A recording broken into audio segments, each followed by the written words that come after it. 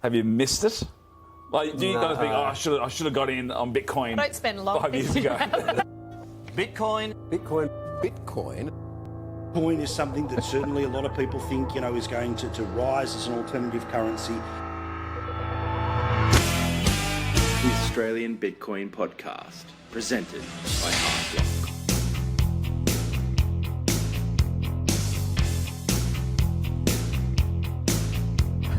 It's not a currency, it's not money. I don't understand it.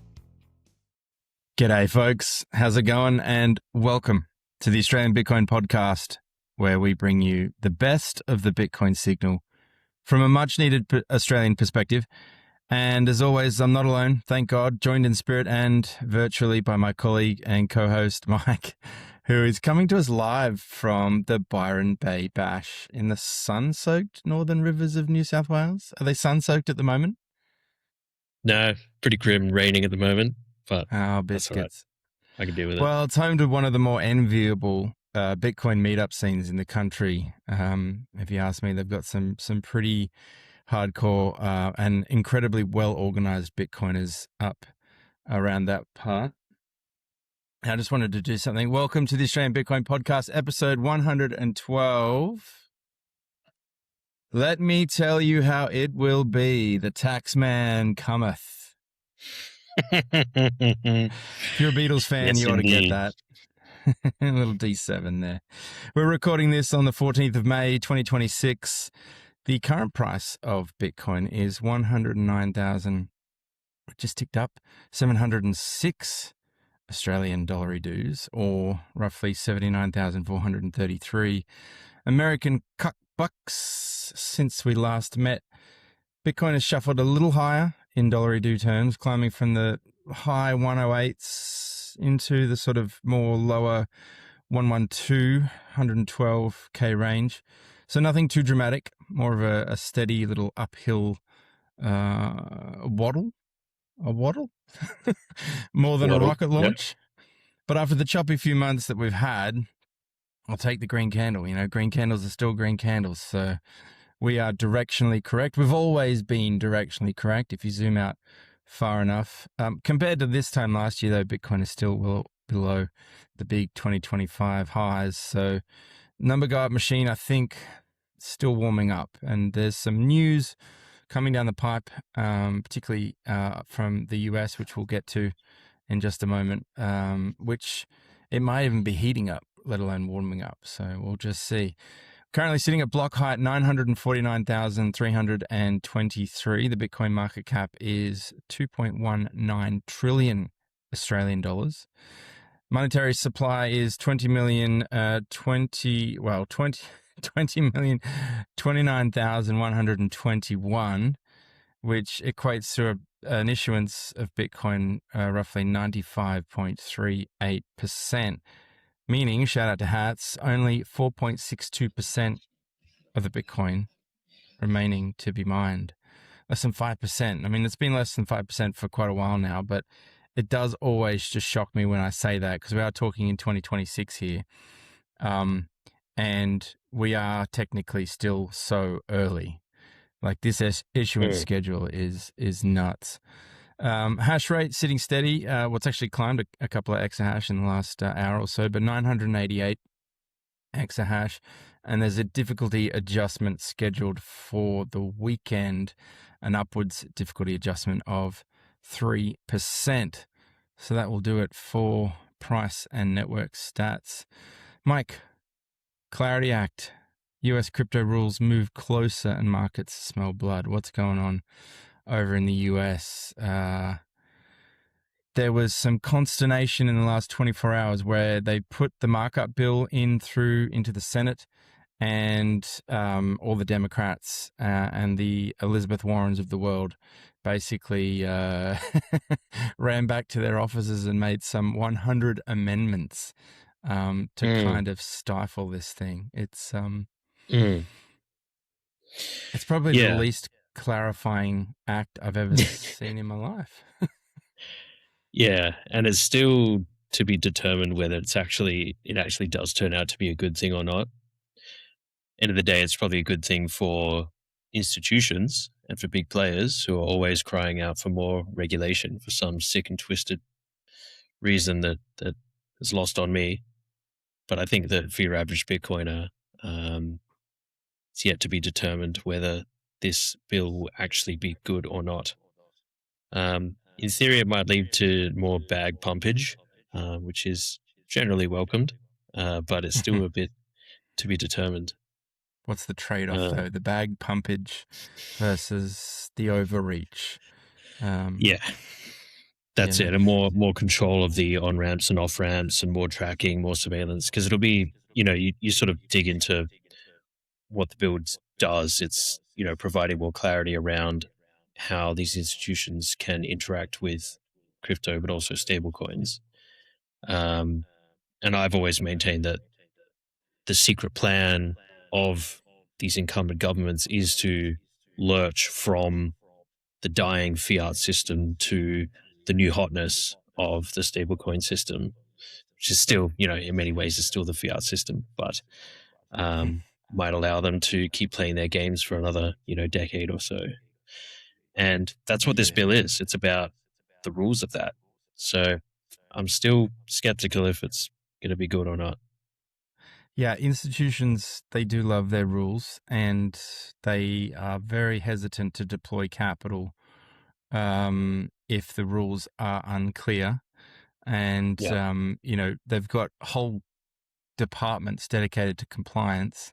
And if they can't make heads or tails of a particular thing, asset, whatever it may be, they would rather leave that money on the table, essentially, than take that huge risk and deploy it. So from an institutional capital point of view, it will clear up the road and enable them to actually make a decision, which is, again, like if you can unlock a lot of that capital, it will send the price ideally soaring, unless it's we have another paper Bitcoin summer, which is entirely possible.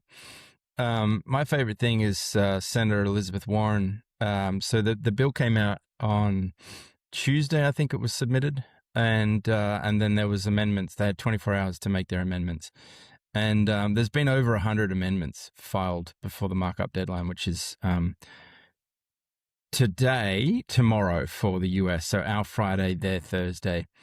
And Elizabeth Warren has sort of got herself back into the crypto sphere again after she failed to raise that crypto army a few years ago, and has sort of made marginal notes and scribbles and such all over the page in an attempt to kind of protect the very same people that she was actually railing against it was almost 20 years now during the GFC, when she came out and she was the people's champ. She smelt what was cooking, and she basically laid the smackdown on all of these bankers, and now she's been bought and sold and hung out to dry like they all inevitably get at some point. Maybe they've got.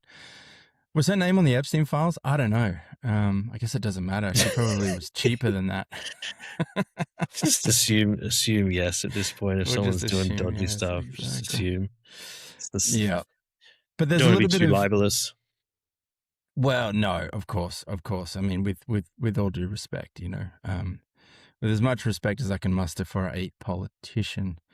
What's interesting is this is all happening around the time of the US debt, which has just approached, or is rather approaching $39 trillion, which is an extremely hard to comprehend amount of money. They're spending $7 trillion while they're taking in $5 trillion. And they're trying to get, this crypto clarity. It is crypto, I suppose. But Bitcoin, I think, stands there with respect to. There was one note that I was listening to this morning, where it's given a whole bunch of regulatory clarity for any ETFs that have been issued so far. So Ethereum got in under the door. I think Solana, there was sort of like a rushed. I mean, if you think about how long it took for the Bitcoin ETF to get approved, and go through the motions so you can get it across the line. This Solana one in particular, like it happened all very quickly, but that door is now shut, and they're all treated as the same thing. Like Bitcoin's the king, it's the king commodity, but there are certain shitcoins, centralized shitcoins in there that are also getting this sort of commodity treatment, which is just wrong. But all of these other lower tier, much lower tier cryptos are going to face enormous amounts of hurdles to get approved and to even be considered regulatorily safe and secure, I suppose. So there's not a lot of institutional capital that's going to go into that, which kind of then, Bitcoin just gets to sit on the sidelines and watch this all unfold, which is pretty good. I mean, at the end of the day, I think the more I think about it, even though I try to keep all regulation at arm's length, the fact is there's plenty of, boomers and naive people out there that are still getting sweet talked into dumping, obscene amounts of money into silly tokens and stuff. And in theory, this Clarity Act means that it's a little bit harder for you to get boomer eyeballs in front of your, shitcoin project. So if it does prevent, innocent people from getting scammed out of the money, then maybe it is a good thing. I do like the reading about the sort of fight around the stablecoin yield stuff, how banks are, because I fully maintain that, government's crap, but inexcusable evil is the banks. The whinging and crying poor, and like our regulatory moat is being rent asunder. We need to pull this ladder up. And so the banks are particularly threatened and scared of stablecoin yield generation. So the idea that because people can no longer really get meaningful returns from having, US dollars in their bank account, stablecoin yields. I don't really understand how it works, but in theory, you hold stablecoin, it somehow generates more yield than the interest you would get on a regular bank deposit. And so banks are obviously very threatened by this.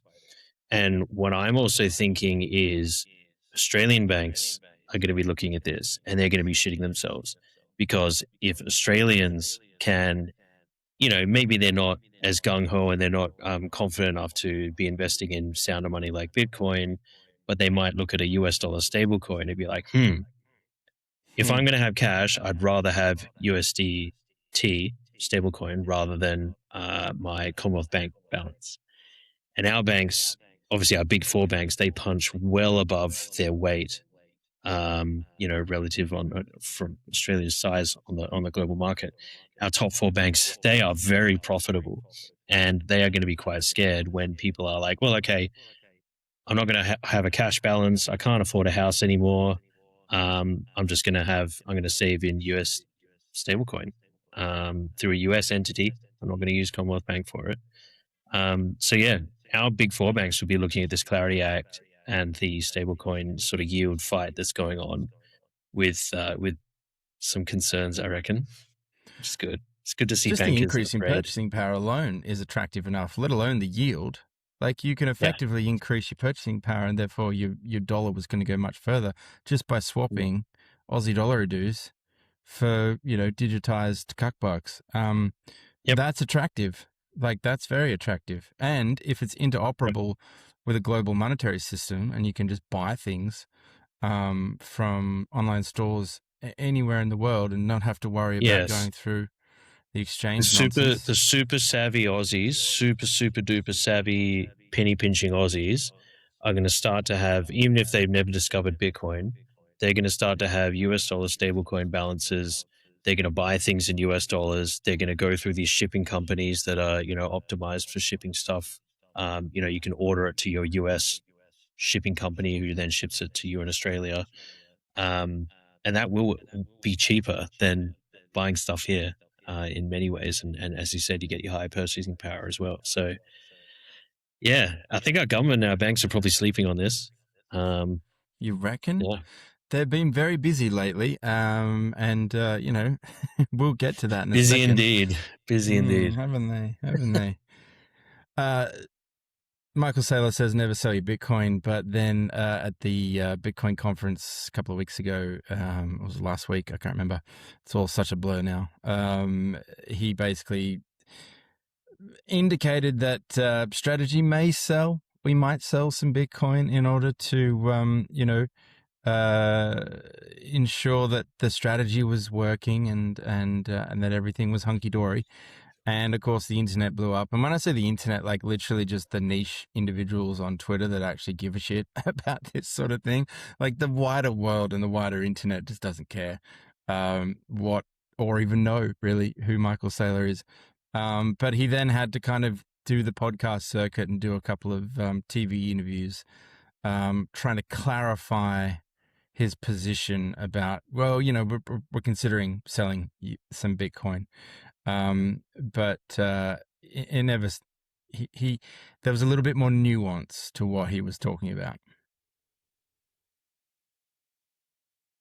Well, has he actually sold? Well, they were just I don't talking think about so. I think they're just talking about it. Hmm. They end up actually buying some Yeah. Bitcoin instead. So it's such a damn So- squib. so But is everyone's it- talking so is about it- it, so me might as well. Is it just like he's just doing what's it where they like they're preconditioning you, they're like prepping you for Yeah, like Top Gun. I can't remember what the name of it is, but they released like the recruitment numbers are down, and so we need a film to help make the Defense Force look hyped. yeah preconditioning. There is a word for it. It's slipped my mind at the moment, but yeah mine he's too. getting us ready for him to drop a deuce and sell a whole shitload of Bitcoin in the next month or so. It's giving us a little bit of a heads up. Yeah, it's all about increasing Bitcoin per share, basically. And it's not like they're bearish on it. It's just they're incredibly leveraged, and he said, Q1 was pretty rough, and it was for all intents and purposes. At the end of Q4 last year in 2025, I think that pull caught everybody by surprise. Particularly everybody thought it was going to be a green year because that's what the dots say. That's how the meme goes. But it just didn't deliver. And then Q1 continued to kind of grind along. So obviously they have to kind of stay liquid and stay solvent so that they can meet their obligations. It's funny that this came out of the conference, the Vegas conference. That was like it was a total wet noodle of a conference, wasn't it? That was a wash. There's nothing really. What the most notable thing to come out of it was Saylor's saying that he might sell Bitcoin. Wow. Probably the most disappointing thing for me about that whole conference was I was hoping for like a surprise pardon, because they had, all these bloody disgusting feds there, like Cash Patel and all these guys. I was hoping one of them would come out and be like, "Hey, we're pardoning Roman Storm and the Samurai guys and the other Roman. What's he to do with bloody Bitcoin Fog? Yeah, Tornado Cash. Tornado Cash, yeah. So I was hoping that one of them would come out and be like, "Hey, but so yeah, we screwed up. Sorry, we're pardoning these guys." I was hoping for that, but no, they just came out and said, "Yeah, if you're involved in a crime, we're gonna punish you. Just being a developer doesn't protect you." So yeah, conference sucked. I'm just gonna say it. It did.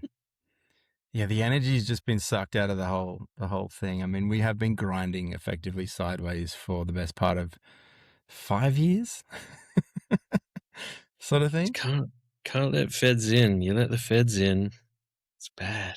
This is what happens. Last conference it was the suits. This conference is the feds.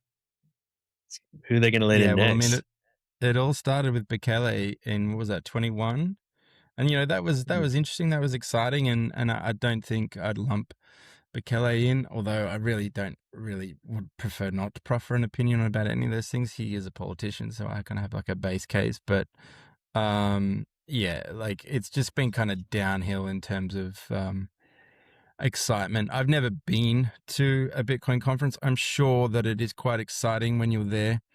And it's more of the conversations in the hallway and in between the stages rather than watching what's being presented.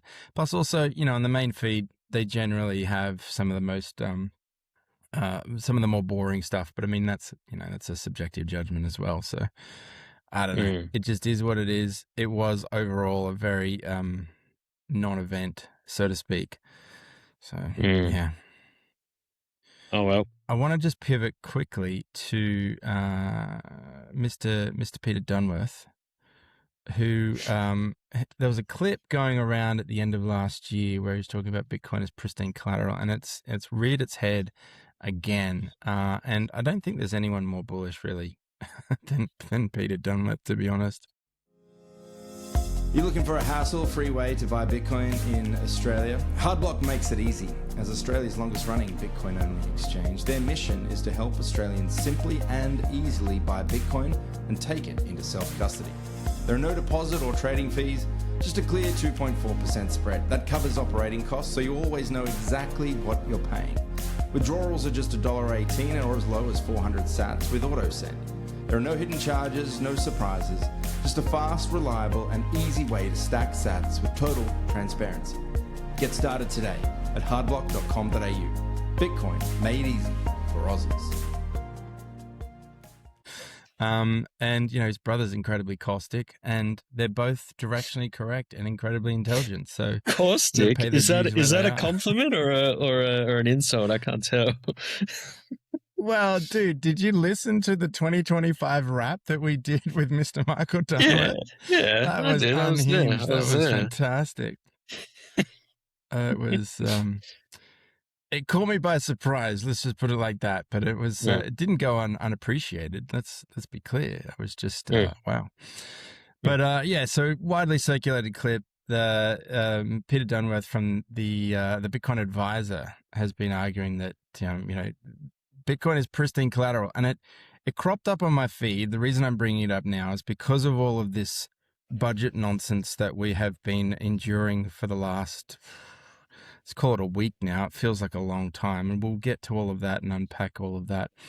But it's really interesting that if we're going to pay all of these excessive capital gains, and we're gonna be up for a lot bigger pound of flesh, this notion of Bitcoin being used as pristine collateral as a way to access and unlock equity is pretty cool. I mean, I definitely fall on the other side of the seesaw here, where when you start to talk about things like collateral and equity and leverage and all this sort of thing, my eyes definitely glaze over. Like, for me, I'm still in that ballpark of I just want people to use Bitcoin as cash. I'm not really interested in the fiat funny games of leverage and all this sort of thing. Just using Bitcoin. I mean, if we're gonna have it, I definitely prefer it on a Bitcoin standard for sure. But I don't know. It's just not my world, not my game. That sort of whole side of finance never really sits well with me. I just want to be able to walk into my farmer's market and paying Bitcoin. I'm a simple man. That's the dream. That is the dream. I mean, let's be honest. It's peer-to-peer electronic cash. Do you have much luck though, like with orange pilling your local merchants, your local farmers, etc., etc.? I mean, could you currently, as it stands, get paid in Bitcoin and well, I'm very lucky. I could yes to all three. I can tell you all three. And I have been thinking about this. So obviously I work for HardBlock. Hands up, I currently do not get paid in Bitcoin, but I have been thinking about making the switch and getting paid in Bitcoin. On the orange pilling front, last week, a couple of weeks ago, I orange pilled a local bar in my town. So if you're ever in Port Elliot, head to what's it called? It's called Yo House. It's awesome. It's like this bar / retail coffee shop type thing in a little coastal town, And I was just talking to the guy at the bar behind the bar. He turned out to be the owner. I was like, "Oh, can I pay in Bitcoin?" He's like, "Oh yeah." And so I set him up with a wallet right then, and then paid my drinks, paid my food in Bitcoin. And since then, he's actually signed up for HardBlock, and he started to stack some Bitcoin there as well. So, mission successful. And then on the other hand, on the farmers front, there is a farmer that is near me that accepts Bitcoin. So I'm very lucky. I'm very blessed. And I know that it's not, for everyone else, you're struggling to find places to spend Bitcoin. Just so you know, just to rub it in, I can and I do. There is I have a friend who owns a pub, and I asked him at the time. Actually, he had a cafe / restaurant thing, and I had been hassling him about Bitcoin for a long while. And finally, he was like, "Yeah, just pay me in Bitcoin." And like the bill was like $90 or something like that. I think I took everyone out for lunch or whatever. And anyway, that's since appreciated somewhat. Not as dramatic as I may have probably sold it at the time, but this was, probably a good 3-4 years ago. And I know for a fact that he has not followed up on Bitcoin at all since then. It's just sitting in, I think it's even, I'm not going to dox him, but what was that wallet, Moon Wallet, that everyone was shilling at the time? Moon with 2 U's. But because of those, because when on-chain fees went super, super high, it was actually uneconomical to spend from that wallet. But he's got it, and it's sitting there. And every time I see him, I ask him, hey, you still got those sats? But he is so time compressed in terms of like just how busy he is trying to run that business and manage his family and all of these other things that, it's kind of the last thing on his mind, right? So this bar owner that you've managed Orange Pill, hopefully he has a little bit more curiosity and time available to pursue that. I mean, he signed up to the exchange, which is phenomenal. There is a farmer that does accept Bitcoin around here, and the problem with that is, like, it's cool and everything, but her chickens that she sells are like $50. And she doesn't offer a discount for paying in sats. Is it like gourmet, top it's quality? Organic, pasture raised. Like, the chicken's phenomenal. It tastes absolutely delicious. And like, you spend $50 on a chook, you probably get about 3 meals out of it, which is, it's not bad. It's not too bad. It's certainly not like a roast chook down at the local supermarket or whatever. But yeah, like parting with sats, I like for a $50 chicken, I do have to sometimes think twice about it. So I'm kind of halfway there where I'm like, look, happy to part with some sats for a big expensive chicken, but like, this is incredibly scarce money, and I'm gonna need maybe a discount here or there. Maybe I'm just like a tight ass. I don't know. I think you've been a tight ass. You be a tight ass, yeah. Get off the low quality crap. Get the high quality chick. Get the good stuff. All right, get the good stuff. Okay, all right. Fair enough. Yeah, but look, we're directionally correct, and I think if we can encourage more and more people to use it as peer-to-peer electronic cash as it was intended and designed, then yeah, we might not need to delay and sort of need those tools, but they're going to come anyway. There's plenty of tools where they're going to help you to unlock your Bitcoin. They already do exist now. And I don't know, whatever works is what it is, right? And that's the cool thing. It's an open monetary protocol, and you can do whatever you like with it. Can you give us an update on OzTrack? I know we've spoken about this a little bit before, but the crypto regulatory environment in Australia is tightening. It continues to tighten. They continue to kind of get their head around it. But from the conversations you and I have been having off air, it seems very akin to what they do with the banks. They basically let them become proxy police officers, and rather than actually doing genuine police work, they say, here, you need to collect this, and this, fill out this form, do this, and we'll check your answers. That's basically it. Yes, there's definitely a business of outsourcing surveillance, government surveillance, and policing of Australians and their financial activities to businesses. They've done it with banks, they've done it with other financial institutions, and now they've extended the remit massively to include digital currency exchanges, or they're now called VASPs, virtual asset service providers. That is Seems like a heavy metal band. that is literally the globalist term That's wasp. for exchanges is VASP, virtual asset service provider. That is the fat F term for Bitcoin exchanges, other crypto exchanges. So yeah, they're basically mandating these sorts of businesses to do the policing and surveillance on behalf of the government. Not that it actually helps track criminals and actually stops criminal activity. Take it from me as someone who works with this stuff every day. It is purely just about mass surveillance. The mass surveillance dragnet. It's security theater. It is just about the surveillance. Because the government knows that if people know that they're being surveilled, then it is going to alter their behavior.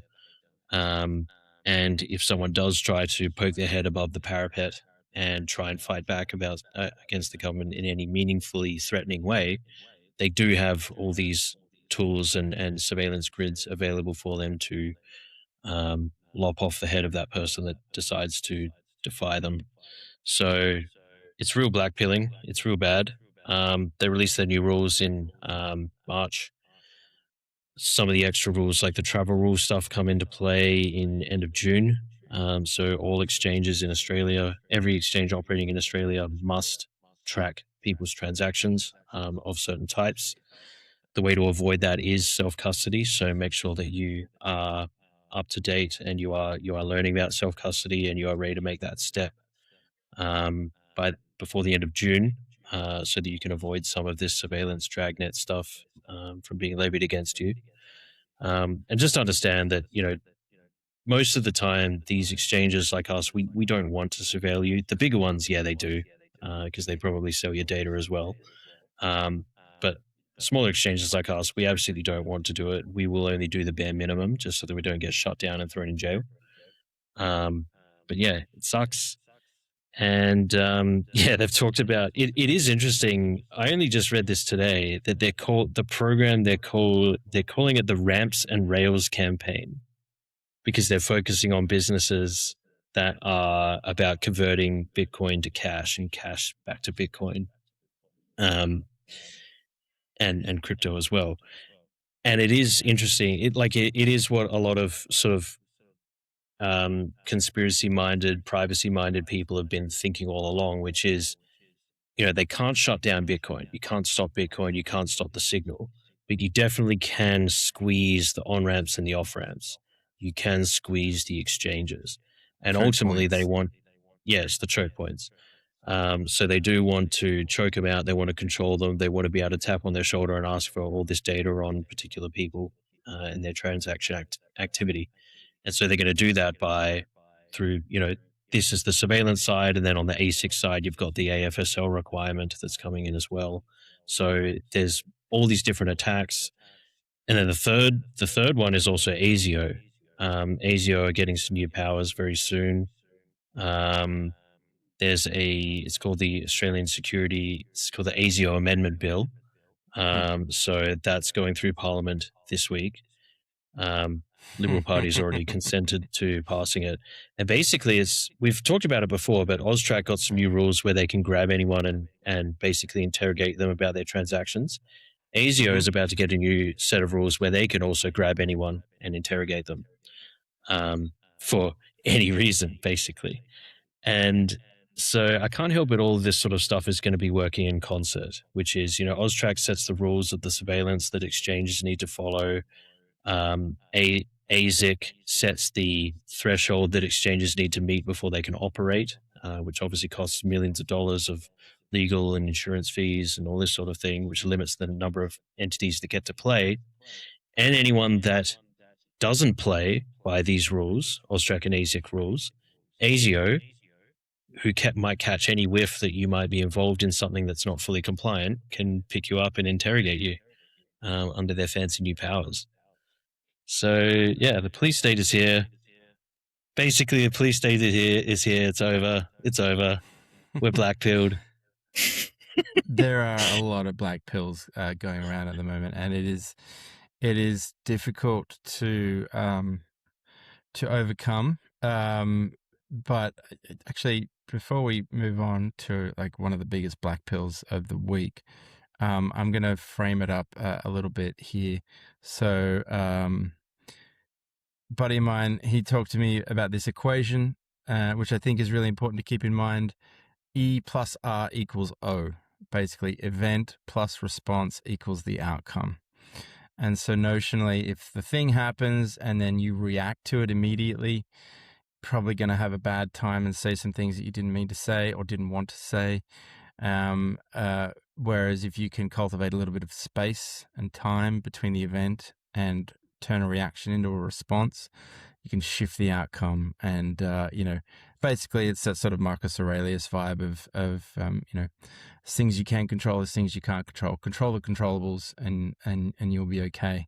But I mean, that's not to say that we can excuse these pricks for, like writing these things down on paper and having these surveillance mitigations and redundancies so that like if one department doesn't do its job, well, it's okay, another department will do its job.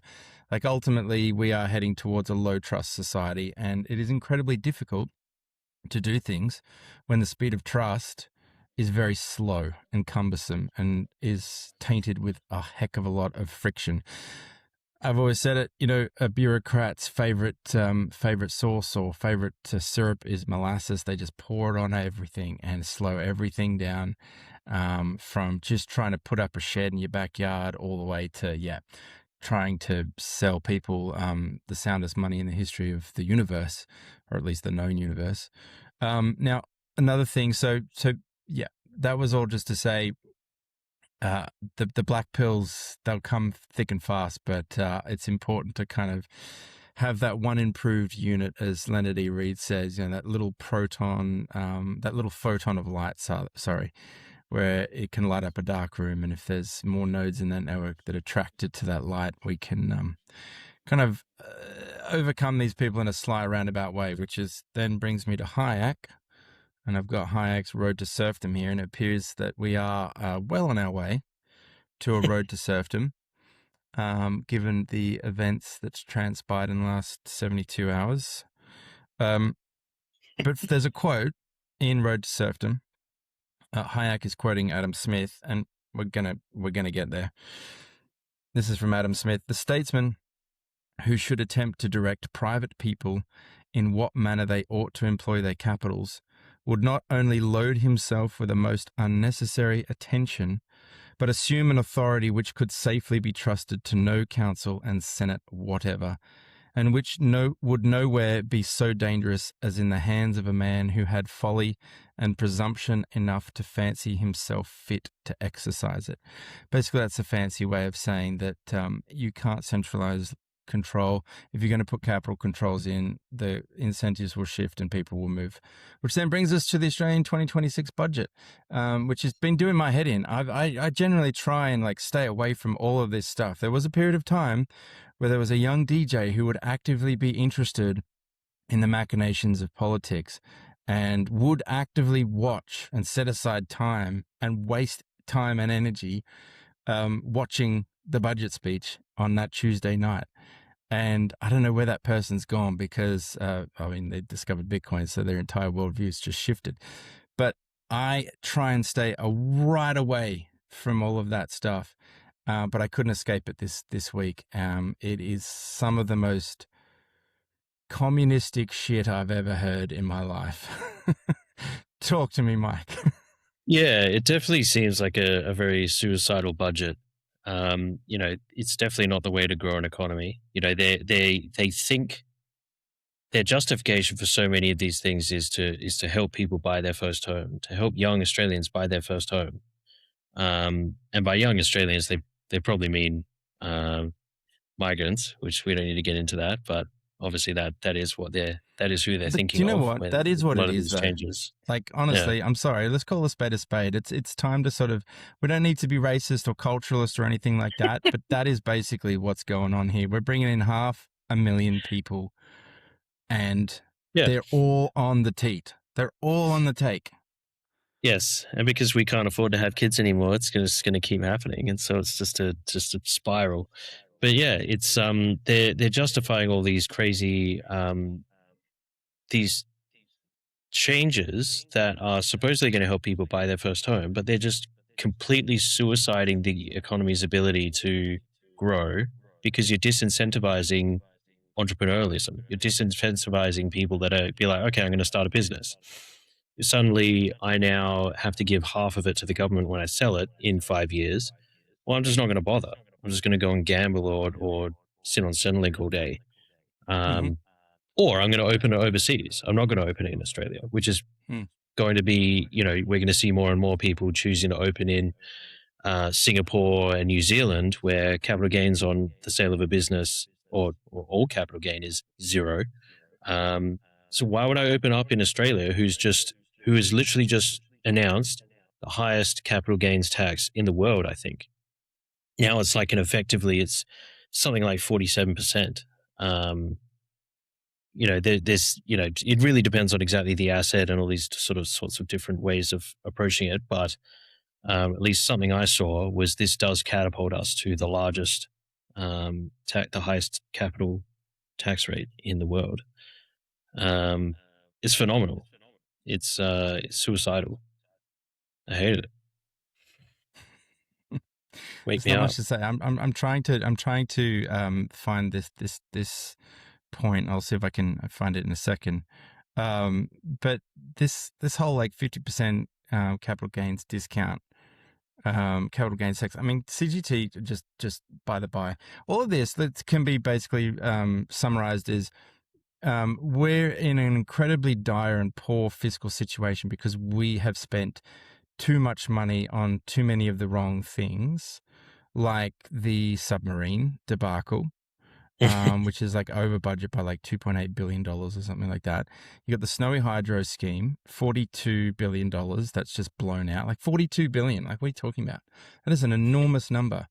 And then you got, was it that Katie Gallagher? This must is like my pet thing. The $30 billion that's just disappeared. It's just mysteriously like gone off into the ether somewhere. And but like, what's that? Like 40? We're up to about $80 billion has just been vaporized. Yeah. But you're gonna get $250 next year. Why are you complaining about? You're gonna get $250 next year, That's man. how much that chicken's going to cost by the time the inflation. You'll be able to hits. buy 5 chickens. No. I'll Thanks to probably the be able to buy government next 2 year. for $250. Inflation will just rip that. I mean, that's the other thing too. Like this inflation tax that we're all paying, it's incredible. In the budget, I saw a screenshot on Twitter. The budget assumes inflation peaks at 5%, which is just laughable, right? This is peak inflation during a war, which is triggering fuel shortages worldwide. Yeah, Right. It ain't 5%. No, it's not. It hasn't been 5% for like the last 5-6 years. But these are all numbers. And then after that, so you got 25-26, inflation peaks at 5%, 26-27, 2.5, 27-28, 2.5, 28-29, 2.5%. So it's holds steady. It drops. It halves to 2.5%. This is their models, their projections, right? So inflation will fall back to 2.5%, let alone the mandate of 2%. So you're still 0.5% over prospectively for the next 4 years. There's a computing term which is garbage in, garbage out, right? Like, is this not like how am I supposed is anyone dumb enough to believe that these inflation forecasts are even correct, and therefore you can then model an appropriate like fiscal budget off the back of that? Like, I'm sorry, what? Yeah, it's insane, and I'll get it up in a second, and I'll start talking through it. But there's a part of the budget where they start to list some of the measures that they're going to make that are going to improve the cash balance over the next sort of 5 years, and they make some projections based on that. And it's just the most utter case of like just absurd finger in the air guesswork that I've ever seen. And it's just crazy that they could publish this with a straight face. But yeah, there's so much ludicrous stuff in this budget. And so, I mean, just in case anyone is living under a rock, obviously the biggest thing from a Bitcoiner perspective that's going to piss you off is they're scrapping the 50% capital gains discount. They're replacing it with inflation indexation plus a 30% minimum tax. So, and then basically it's going to be either it's going to be 30% or it's going to be inflation indexation and then taxed at your marginal tax rate. The other thing that is going to be annoying people who have spent, a bit of time thinking about their tax situation and done things like set up family trusts, they're now bringing in 30% manual minimum tax on discretionary trust distributions, which is, going to be pissing off a lot of people that have taken the time to think about, okay, well, how do I set up my family for the best possible tax situation? Then they've gone and they've set up a discretionary family trust. They put all their family members on there. They've then bought Bitcoin or whatever assets. And then when it comes to disposal of those assets, they can disperse the profits amongst their beneficiaries and spread the tax burden out. You can no longer do that scot-free. You now pay this 30% minimum no matter what. And then the most egregious thing is that a lot of this stuff is grandfathered in. So the boomers and the politicians that wrote these rules and made these changes, they've already taken their positions. And in many cases, they've taken their profits. And they're sitting pretty. But as the millennial generation comes in, some of the late Gen Xers and then obviously Zoomers and all the generations after that, no. Now that you're in your prime earning years and your prime capital accumulation years, no. We're putting up. These rules are gone. Sorry, tough shit. Deal with it. It's so that the young people can buy houses. It's such a total. I don't want to swear. I don't want to be too mad, but it's dystopian, man. It's dystopian. I guess it's unsurprising at this point. We should have known this was coming. Like, that's probably the most annoying thing. Like, I'm annoyed at myself for not just knowing that this was going to happen. Like, it's so obvious that they were going to do this in retrospect. Yeah, frick. When you said before there was this concept setting up a business elsewhere, so you're just not going to bother investing the capital in the country. Yes. But there is this thing called central management and control test for company tax residency. And basically, central management control means the high-level strategic decisions that you make, setting overall policies, investments, dividends, key contracts, etc. Not the routine day-to-day stuff. Basically, the ATO will look at the substance over form, and they will decide that you can be taxed on. So, if an Australian business owner or the person who is the controlling mind, that's the technical term, makes the most real decisions while physically in Australia, even though the company is registered overseas, the ATO can determine that the central management control test is actually a taxable event, and then the foreign company becomes fully taxable in Australia, just like any other local company. So, I mean, they are stupid, but they're not that stupid. I just don't understand how you can build anything in this country. Like, it's nuts. No, you can't. It's over. It's literally just a real estate Ponzi scheme and it's just going to be that. It's going to be a lifestyle retirement village for boomers. It's real estate Ponzi, and it's a tourism destination. No innovation happening here. No, just dig stuff out of the ground and send it to China. That's it.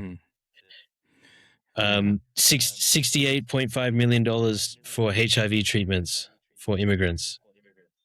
Why? I don't understand. Oh, the digital ID stuff is pretty crazy as well. How much is it? Yeah, $654 million for digital ID. So almost 400 For now. million goes to the ATO to operate My ID, which is their digital ID system. Service Australia gets 150 million to staff it.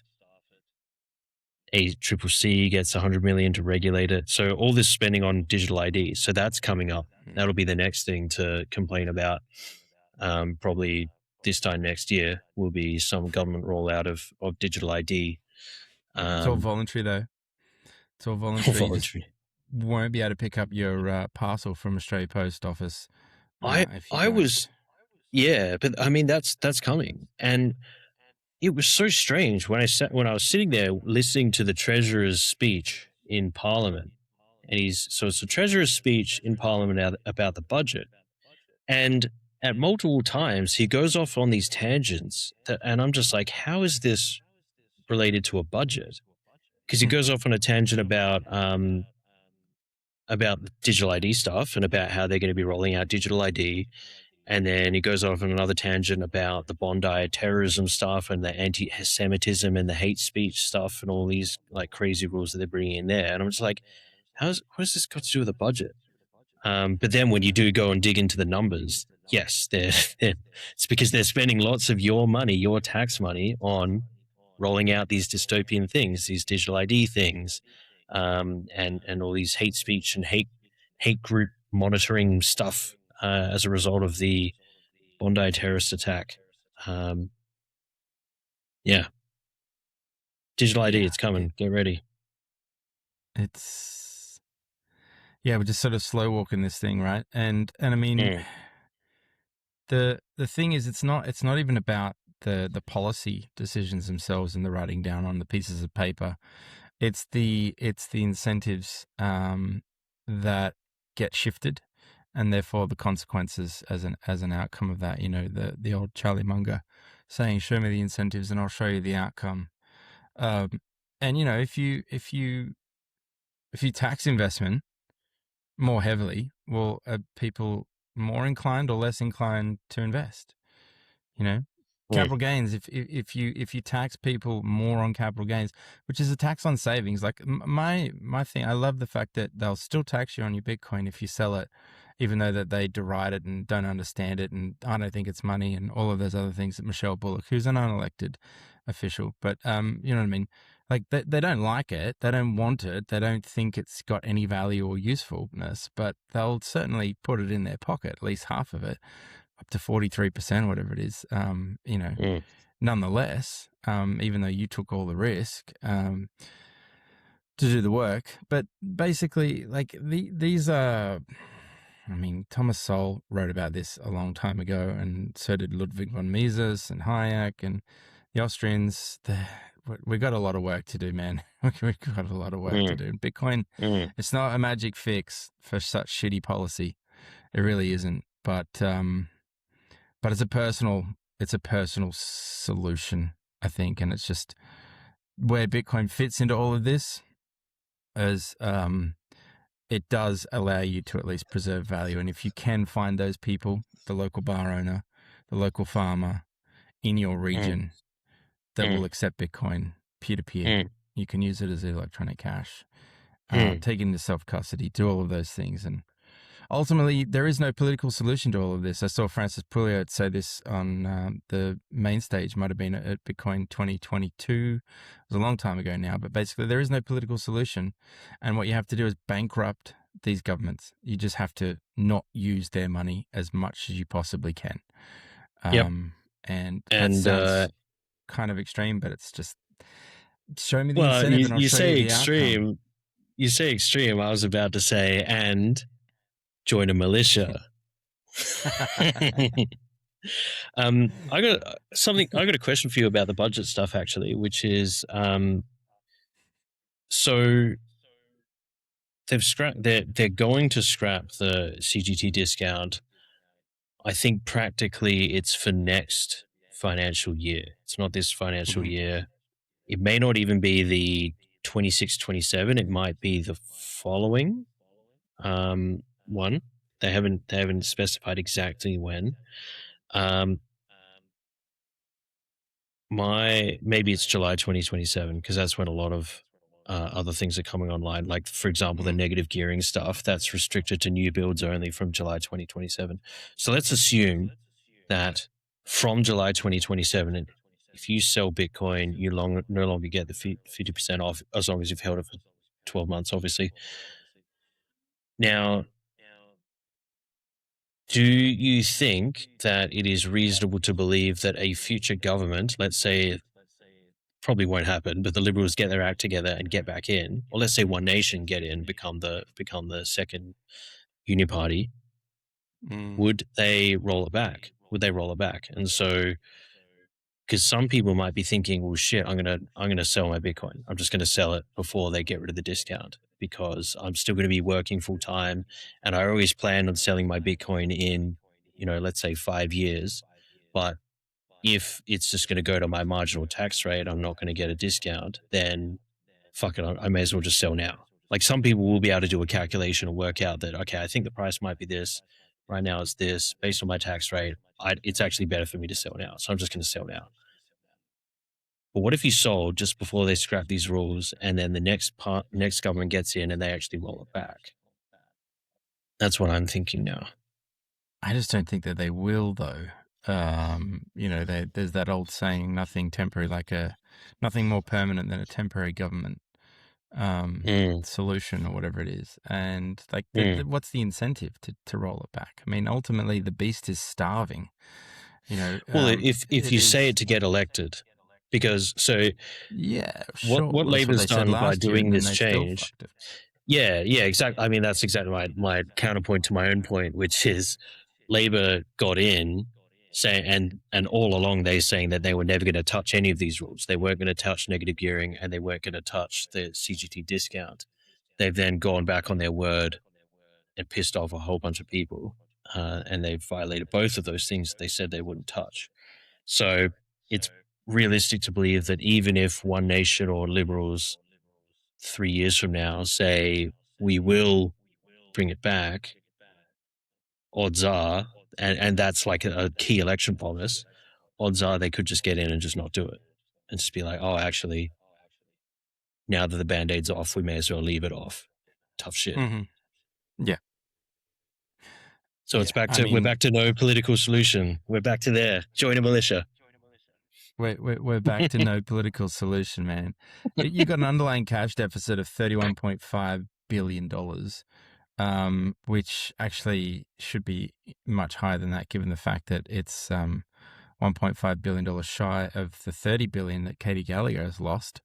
And it's not accounting for the Snowy Hydro stuff and all the rest of it. But I mean, the beast needs to be fed, so it doesn't really matter who gets in. It's the same two wings of the same bin chicken, basically, and that's just the way it is. Don't have. Again, we go back to the high trust, low trust, society, and the only way that you can build a civilization and create a functioning society is to improve the speed of trust, and so that people can transact with one another, and they can be complete strangers anywhere in the community, in the country, without having to go through a whole bunch of rigmarole to verify and assume and all of these other things. Like, I just want that thing. Here's some money. Let's trade. Civilizations are built like that, and these people are just like top heavy, burdensome. Go back to what's his face, Terence McKenna. We're led by the least among us, right? I mean, they're just not impressive people. And there's a lot of them. I'm not saying that I'm an impressive person or you are, but they are just genuine psychopaths, and they've just failed upwards and stumbled their way into these roles where they think in some weird parallel universe that they're being generous and kind and helpful. And I mean, you're dead right. productive. Like, we don't need the smartest people in the world. We just need no psychopaths. Just get rid of the psychopaths, and we'll probably be all right. Get rid of the guardrails that incentivize these psychos to go into the thing. But I mean, the public sector is ludicrously overblown right now. Yeah, we're at the highest ratio of public sector employees to population in the world. Like, we are the highest, and it's by a decent margin as well. And I that's think the next intentional too. closest That's is not like you don't just mistake your way into employing a lot of public servants. Like you set up no, systems and incentives such and that that's the outcome. yeah, and I think I've said this before, but we now, it is physically impossible to vote our way out of this now, to expect any government to change this, because I think we've crossed the threshold where of the voting population, it's now like 53% of the voting population directly derive their income from government handouts, whether they're a government employee or a Centrelink or a whatever. And so no party that is going to lessen the handouts is ever going to be able to take power ever again. So it's never going to resolve itself. And I always laugh when you, like you said before, like, oh, that, yeah, we're running a what was it, $37 billion deficit. And it's like, well, yeah, we're at $37 billion deficit, but we're also $800 billion in debt. So technically it's actually an $837 billion deficit. But this is how you lie with numbers, and you can just make things sound, less shit than they already are, or whatever. I mean, I saw a tweet the other day. I got Grok to verify this, so take that as read or whatever. But it was something like M3 money supply in Australia is growing at $7,000 per second. $7,000 per second. Yeah. Imagine the money that you like. Okay, so if you've got a deficit, like, why not just let it ride then? Just keep printing. Let's take it up to $10,000 per second. Why not? Like, you can pay for all your bills there. We already play enough in inflation tax anyway, which is why we advocate so hard for Bitcoin. But if it's as like $7,000 per second, imagine $7,000 per second being injected into things that are in your community. Like, you know what I mean? That are doing the things. And I'm not talking about like, council events that bring the community. Like, I'm talking about literally just in individuals' pockets. I'm not even printing that 7,000 in the first place, just leaving that money in people's pockets. And if they do want to contribute to the thing, let them. It's just, it's a bloated beast. I would commend everybody listening to not only read The Road to Serfdom by Friedrich Hayek, but also a slightly easier read, a very easy read actually, is The Anatomy of the State by Murray Rothbard.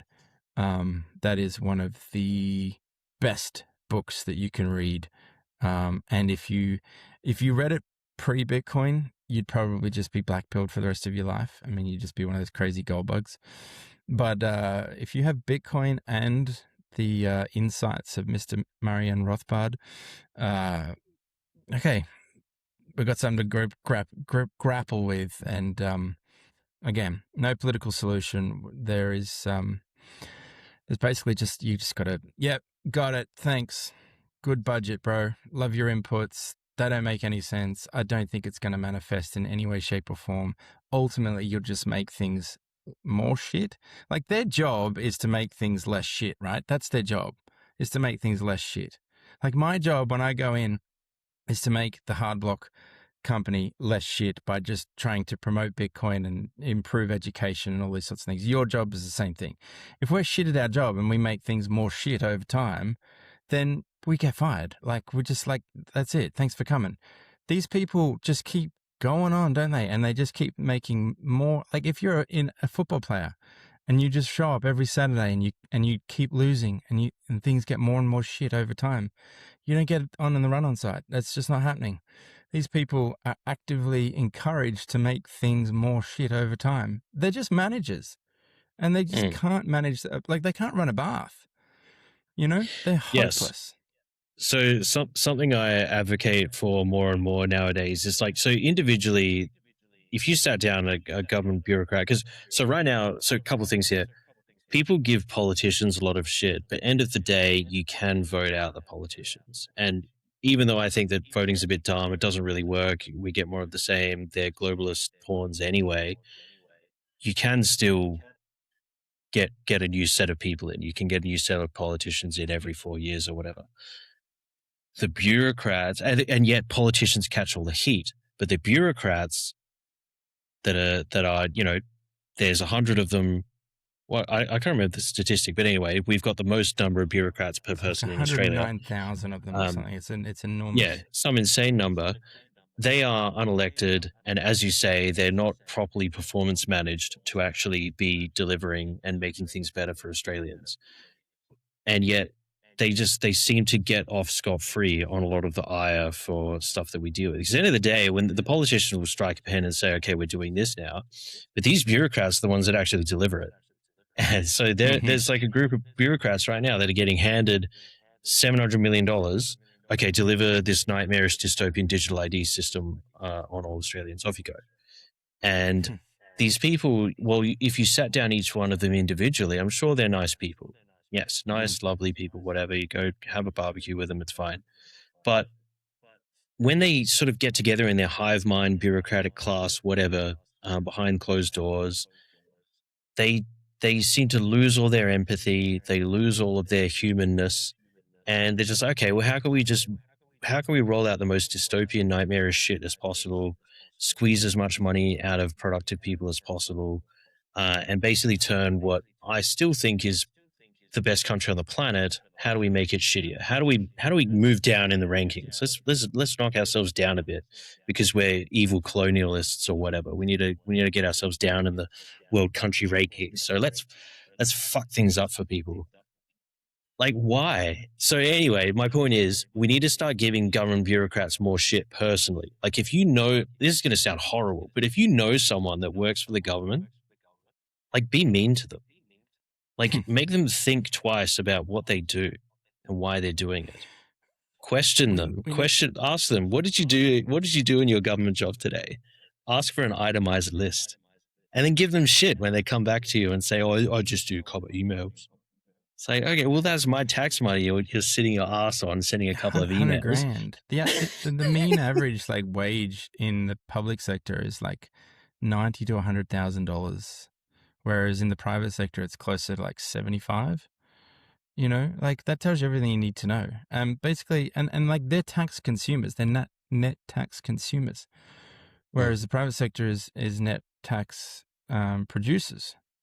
And so how could you? It's effectively eating your own, like your. It's like it doesn't even make sense to me. I mean, Franz Oppenheimer back in the day, and he's actually quoted in that book that I mentioned, The Anatomy of the State by Murray Rothbard. But basically, there's two like ways to make money, work and robbery. Basically, like there's the economic means, and there's the political means, and they're the two ways to create value: forcible appropriation of the labor of others, or through one's own labor. And we're in a situation now where it's blatantly obvious that the political means for creating value in this country are outstripping by orders of magnitude the ability that the economic means. Like just the CGT alone, we're just going, all right, fine. Well, I'm not going to give you 40% of the blood, sweat, and tears that I put into this business for the last 30 years. 10 years, 20 years, 15 years, whatever it is, like no, you're not getting it. Sorry. Like it's mine. I'm the one that like worked, and all of the people. I've got a friend who employs a lot of people in his small to medium sized business, and his payroll tax is outrageous. Mm-hmm. He gets penalized for employing people in his business. He could just fire them all, and they could all just go on Centrelink. Mm-hmm. Do you know what I mean? Like, what's going on? Nuts. And we're going to start to see more of that. We will start to see more of that based off this budget. And that's why I say it's a suicidal budget, because you're just going to push a meaningful number of entrepreneurs and business owners. They're just going to be like, stuff it. The only reason I was putting up with all of this shit, all of this egregious amount of taxation, all of this red tape and loopholes and bureaucracy that I have to run through to operate my business was a fat payout at the end. And you're saying you're going to take half of it? Stuff it. I'm just going to I'm going to sell now and lay off all my employees. They're all going to go on Centrelink, and I'm going to move to Singapore. I'm going to move to New Zealand, or I'm just going to go on Centrelink myself. It's suicide. Yourself. Why not? Yeah, another friend of mine, he's an electrician. He busts his ass to try and get work done. He's doing 6-7 days a week, and he's got friends that literally just hang out at the pub all day. I don't know. It's wild. It's completely wild, and I guess we could piss and moan and gripe and complain and carry on until the cows come home, because that's kind of maybe some Schadenfreude and it feels good or whatever else. But ultimately, event response outcome. Jeff Booth says it all the time. Like you're feeding this system what it wants to be fed. Like it runs on debt and deficits, and it runs on this bad negative energy. And we just gave at least half an hour to it, which is poor, but is what it is. Dude, the last thing I'll say before we talk about that, let's talk about the Bush Bash, because that's positive. But the one thing I will say to anyone out there, if you do see some kind of dissident action happening, support it. That's all I'll say. Because, things are getting so far pushed that we may see some kind of true dissident movement start to form. We can see it in the UK happening now with the Restore Party with Rupert Lowe. We may now see this budget could be a trigger point to start a true dissident movement in Australia. So if you see it start to form, support it. You don't have to join it, but send them some sats. Cheer them on the sidelines. If not you, then who? Read that Anatomy of the State, and then after that, read Hopper's What Must Be Done. There's some practical solutions in there. And then if you got Bitcoin, or you're still trying to get your head around it, you can read Easy Bitcoin as well. Learn the basics of Bitcoin in 10 minutes or less. You've got a bunch of those books in situ with you at the Byron Bush Bash. Let's talk to that, because that's going to be a cohort of individuals that have traveled far and wide from all around the country, if not overseas as well. There's been a couple of Bush Bashes recently with some international visitors, and they're builders. They're people that are forward-looking. They're hopeful. They want to increase the speed of trust and contribute positively to the betterment of this country and the world by extension. So it's the first Byron Bay Bash. It's not got Bush in the title because I guess it's on the coast, right? It's called the Bitcoin Bay Bash. Okay, sorry. Yeah, so for anyone not sort of aware, so Bitcoin Bush Bashes have been running for quite some time now, and they're really cool. They're a form of unconference in which the tradition was to meet in a country town, rural town, meet with a bunch of Bitcoiners, have some presentations, have some beers, have some steaks, have a barbecue. It's a grand old time. No tickets, no sign-ups. You literally just turn up and just jump in and enjoy the talks, come to the social events, and just meet Bitcoiners who are, if you weren't aware, very fun to talk to. You can speak your mind. You can freely speak your mind, and you might cop some heat depending on what specific stuff you're speaking, but it's free speech. You can say what you want, and people respect that, and it's awesome. And so I'm here in Byron. Oh, if you want to check out the website yourself, it's bitcoinbushbash.info. So obviously this weekend is Byron. So if you're in the area, get down here, check it out. But there's plenty of others on throughout the year. I think there's like 3 or 4 every year. They kind of move around the place. So get yourself to one. It's awesome. Yeah, they are very good. And I'm quite jealous. I've got a lot of time for Byron. It's a lovely spot. You are going to do some demos, so you're there, I guess, on an official capacity, and we're not there to try and infiltrate. I've got to be hyper mindful of that, but we're going to do some GuardBlock demos, and so if anyone is interested in improving their self-custody and collaborative security setup, you're going to be actively encouraging people to tap you on the shoulder, show me how this GuardBlock thing works. You've got a little bit of merch, some stickers. I think you've got some hats. Am I right in thinking you've got some sweet GuardBlock hats. And apparently, word on the street is that if you sign up to GuardBlock, it doesn't cost anything. You just create an account and then do the demo with Mike. You'll get a free hat, which is pretty sweet. Because I saw the hats and I was like, I like hats, and that's a hat that I would wear. So convinced you to give it a go.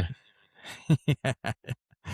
But yeah, so go and tap Mike on the shoulder if you see him. Just say g'day, and I'm sure he'd be chuffed to see you. And I think Daniel is there as well, and they're just going to be getting amongst it. And look, honestly, spending a weekend in Byron surrounded by Bitcoiners, that sounds pretty sweet to me. Yep, I'm looking forward to it. There's BitDevs tomorrow, which is always good. BitDevs is more like a technical discussion, so it's more like developer focused. So even though I'm not a developer, it's still quite interesting listening into some of the more technical discussions that happen there. And then the weekend itself is more traditional sort of talks. And there's a ton of interesting things. And it is what's the word where it's like kind of private? Chatham House rules. Chatham House rules. So, yeah, so kind of everything said and done at the Bush Bashers is Chatham House rules. So you're not really going to get anyone doing any good write-ups or summaries or recordings. There's none of that. So the only way for you to get the signal is to actually get yourself here. So there's some really interesting talks. And it's not just Bitcoin. Like there's a lot of real tangential stuff as well. There's a lot of like regenerative health stuff. There's food stuff. There's privacy. There's security. There's all these sort of like, big sort of Venn diagram type things that intersect with Bitcoin in different ways. And so, yeah, it's awesome. There's a really good queue of talks and stuff. So I'm looking forward to it. Right on. We're going to close out the show. The Bitcoin price are up 110,040 Australian dollar dues. So we're directionally correct. I'm not on the minute candle, the minute chart yet, but we've had a little pump, which is cool while we've been recording this. So smash buy some more Bitcoin via your HardBlock account and starve the beast, man. Starve the beast. It's the only way we can actually make a material change to these aromatic demons that seem to be running amok all around the world, making everything more shit rather than less shit.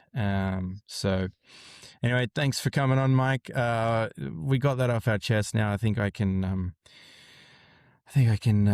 move on with the rest of my week and hopefully be a little bit more creative and build some cool stuff rather than grope and complain and moan. Talk about I don't have a Blackfield. Byron Bay bash to soothe my mind, unfortunately. But enjoy, man. Enjoy, and thanks everyone for listening. No worries. Thanks, mate.